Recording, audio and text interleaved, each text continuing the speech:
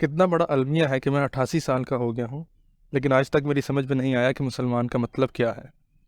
میں نے علماء دین سے پوچھا ہے، اسلامی کتابیں پڑھی ہیں، لیکن بیکار۔ عالم بات کو اور بھی الجھا دیتے ہیں، کتابیں فلسفے چھانٹتی ہیں۔ نہیں نہیں، میں غیر مسلم نہیں ہوں، اللہ کے فضل سے مسلمان ہوں۔ میں نے مسلمان گھرانے میں پرورش پائی ہے۔ 45 سال سے میں اس ملک کا شہری ہوں جو آئین کے مطابق اسلامی جمہوریہ ہے۔ اس کے باوجود مجھے آج تک سمجھ نہیں آیا کہ مسلمان کا مطلب کیا ہے۔ یقین کیجئے میں پڑھا لکھا فرد ہوں، کئی ایک ممالک کے مسلمان دیکھے ہیں، ان سے ملا ہوں، اسلام پر ان کے لیکچر سنے ہیں۔ اس کے باوجود مجھے سمجھ نہیں آیا کہ مسلمان کا مطلب کیا ہے۔ اسلامی کتابوں کی ایک خصوصیت یہ بھی ہے کہ وہ مجھ جیسے مبتدیوں کے لیے نہیں لکھی جاتی، یا علماء کے لیے لکھی جاتی ہیں، یا جذبات میں لتھڑے ہوئے قاری کے لیے۔ دینی کتابوں میں موٹے موٹے عالمانہ الفاظ ہوتے ہیں، فقہ کے بڑے بڑے مسائل ہوتے ہیں، مراقبے ہوتے ہیں، مجاہدے ہوتے ہیں، ذکر ہوتے ہیں، اذکار ہوتے ہیں، جو مجھ جیسے عام آدمی کی سمجھ میں نہیں آتے۔ ایک بار مجھے رائمنڈ کے تبلیغی میلے میں جانے کا اتفاق ہوا۔ وہاں بڑی رونق تھی، جگہ جگہ علماء تقریریں کر رہے تھے۔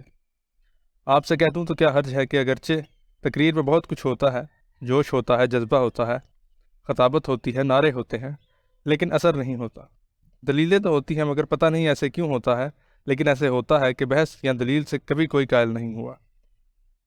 آج کل سیمینار کا رواج عام ہو رہا ہے، مقرر تقریریں جھاڑتے ہیں، سامعین اونگتے ہیں، تقریر میں پلیٹ فارمش عنصر ہوتا ہے، نمائش ہوتی ہے، شوکت نفس ہوتی ہے۔ جس بات میں نمائش کا عنصر ہو، التزاماً دوسروں پر ڈالنے کی کوشش ہو، وہ بات دل کو نہیں لگتی۔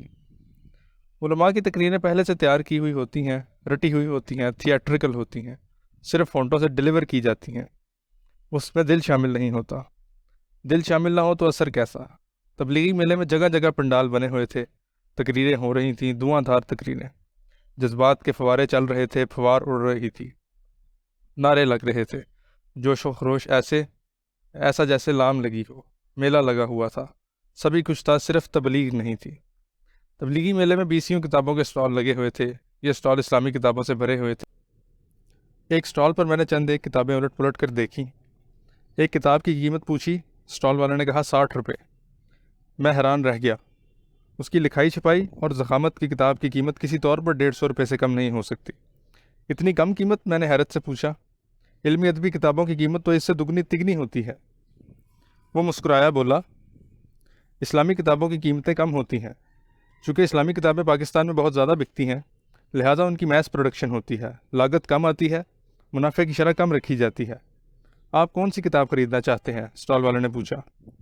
میں ایک ایسی کتاب خریدنا چاہتا ہوں جس میں سادہ انداز میں بتایا گیا ہو کہ مسلمان کا مطلب کیا ہے۔ اس نے حیرت سے میری طرف دیکھا، بولا، کیا آپ غیر مسلم ہیں؟ جی نہیں، میں نے سنجیدگی سے جواب دیا، اللہ کے فضل سے میں مسلمان ہوں۔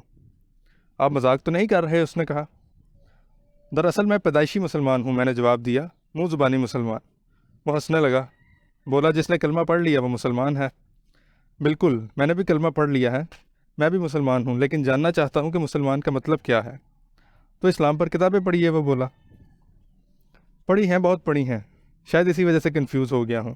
ویسے بھی کتاب اور چیز ہے، مسلمان اور چیز، میں نے جواب دیا۔ اچھا، وہ بولا، تو آپ تذکرے پڑھیں۔ تذکرے؟ وہ کیا ہوتے ہیں؟ وہ صوفیوں اور بزرگوں کی زندگیوں پر کتابیں ہوتی ہیں۔ ان کی سوانح ہوتی ہیں کیا؟ ہاں ہاں، سوانح ہوتی ہیں۔ میرے ذہن میں امید کی ایک کھڑکی کھل گئی۔ 4 ایک تذکرے پڑھنے کے بعد مجھے بے حد مایوسی ہوئی۔ تذکرے سب ایک جیسے تھے، ان میں 3 باتیں نمایاں تھیں۔ ایک تو سرکار قبلہ تھے جو احترام کے گاڑے شیرے میں بری طرح سے لت پت تھے، اس حد تک کہ انسانی خد و خال نظر نہیں آتے تھے۔ وہ انسان نہیں لگتے تھے، جیسے کوئی اور مخلوق ہوں، فرشتے اور انسان کے درمیان کی مخلوق۔ میرے دل میں صوفیہ اور اولیاء کرام کی بڑی عزت ہے، اس لیے کہ وہ عظیم انسان تھے۔ عظیم انسان وہ ہوتا ہے جو انسان ہو، اعلیٰ کردار کا مالک ہو۔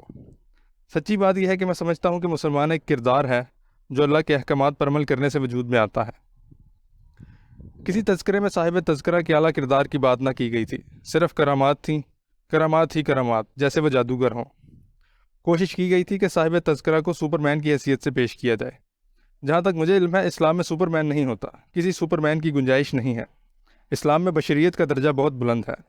انبیاء بھی انسان تھے، اور حضور اعلیٰ صلی اللہ علیہ وسلم کی عظمت اس لیے ہے کہ وہ عظیم انسان تھے۔ اس حقیقت کو غیر مسلم بھی تسلیم کرتے ہیں۔ تذکروں میں احترام کا گاڑا ملبہ ہوتا ہے، آدھی کتاب تو القابات اور حضوریات سے بھری ہوتی ہے، احترام ہی احترام۔ صاحبو، دعا کرو کہ کوئی محترم نہ بنے۔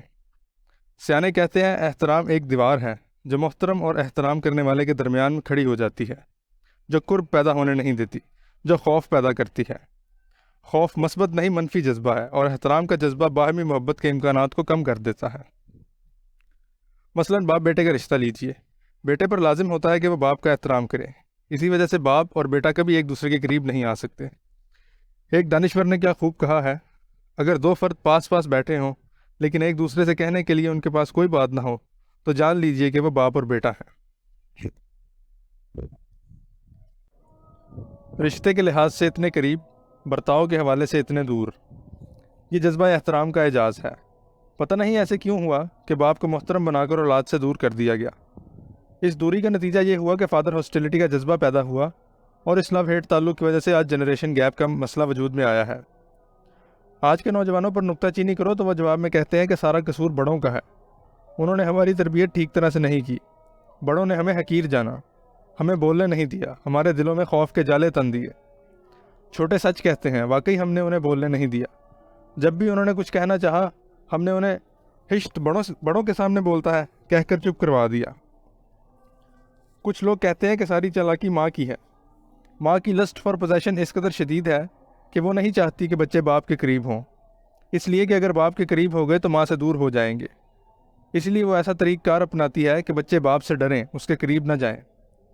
ہمارے معاشرے میں ماں بچوں کو باپ سے ڈراتی رہتی ہے، نہ ایسا نہ کرو بیٹا، اگر ابا کو پتہ چل گیا تو پٹ جاؤ گے، میں تیرے ابو کو بتا دوں گی کہ تو نے اس روز جھوٹ بولا تھا، خاموش، ابو آ رہے ہیں۔ ہمارے گھروں میں ایسے جملے عام سنائی دیتے ہیں۔ بچے سمجھتے ہیں کہ جھوٹ بولنا برا نہیں، بس ابو کو پتہ نہ چلے۔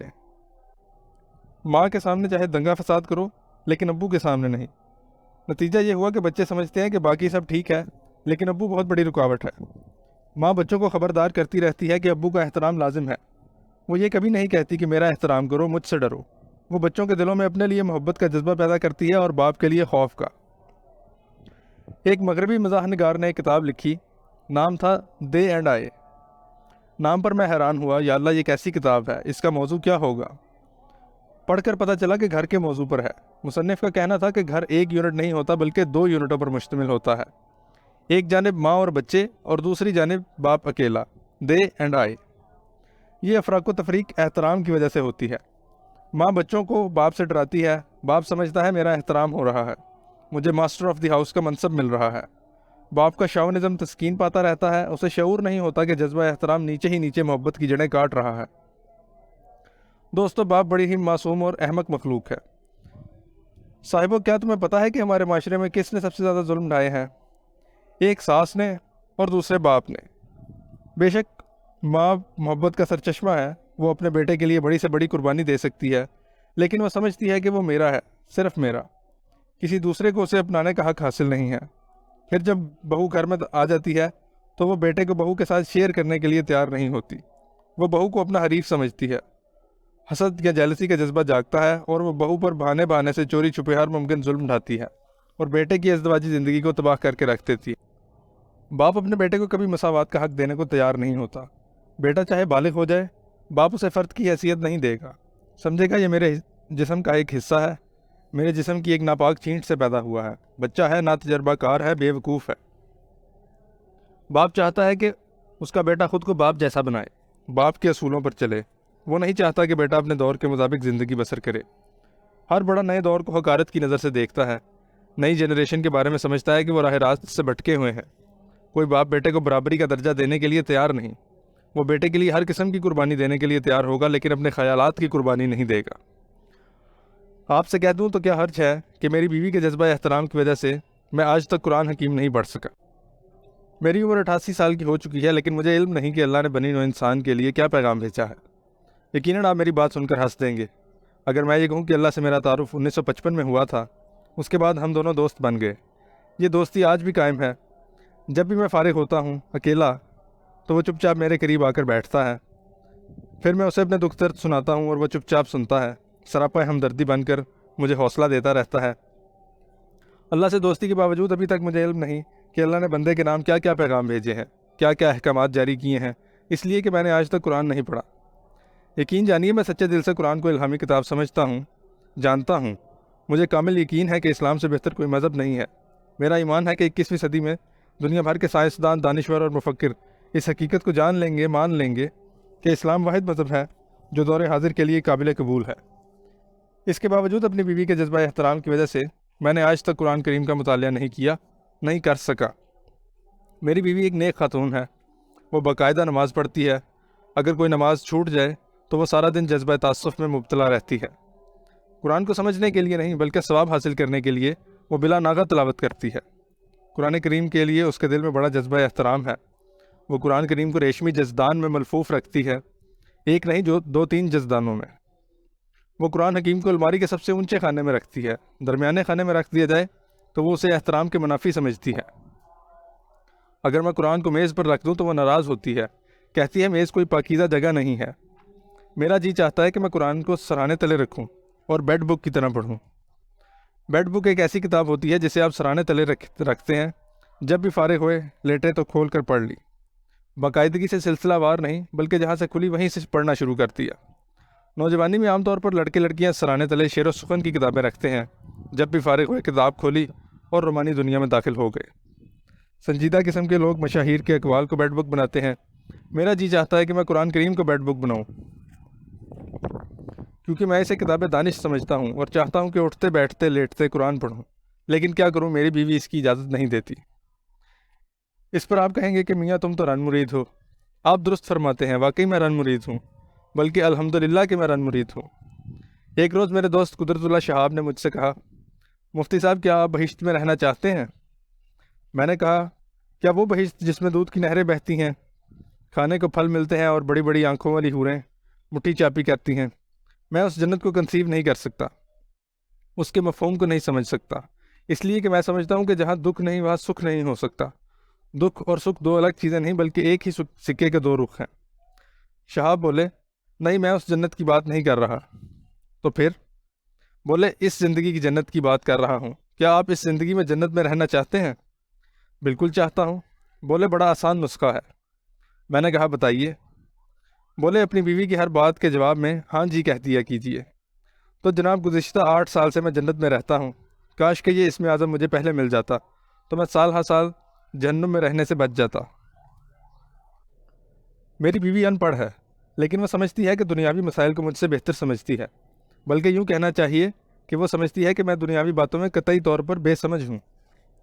اس نے کبھی میری کسی بات سے اتفاق نہیں کیا۔ وہ میرے لکھنے لکھانے کے بھی خلاف ہے، کہتی ہے کیوں جھوٹی کہانیاں لکھ لکھ کر اپنی عاقبت خراب کرتے ہو۔